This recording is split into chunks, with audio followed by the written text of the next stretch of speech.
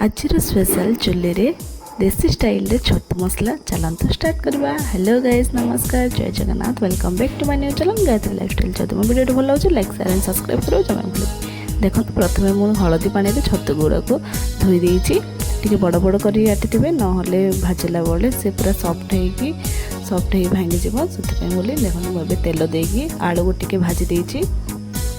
आलू रे हमें टिके हल्दी भी मध्य दे दबा और भल से भाजी दबा। आम से कड़े ही आउ टे ऑयल देकी छतु को आम देदेव। आउ छतु को भी टिके हल्दी देकी भल से भाजबे, जमी तार पानी पूरा बाहर, पानी पूरा सुखिला पर्यंत भाजीदेवे। देखो जमी मो करुँची।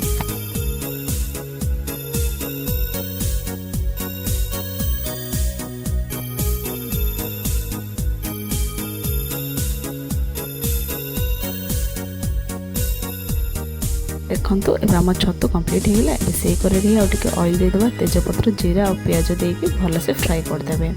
एबे आम से मसला प्रस्तुत करवा। देखो अदा, रसुण, प्याज टिके नहीं ये सब को आम ग्राइंडिंग करदबा।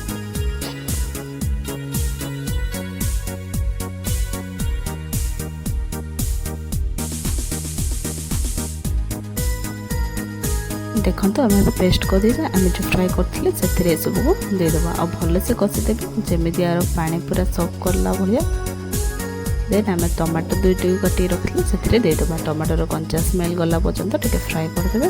देन आम से सुखिला मसला सब ऐड करदे, जमी हल्दी गुंड, मर्च गुंड, गरम मसला आपन स्वाद अनुसार लुण ऐड करदे।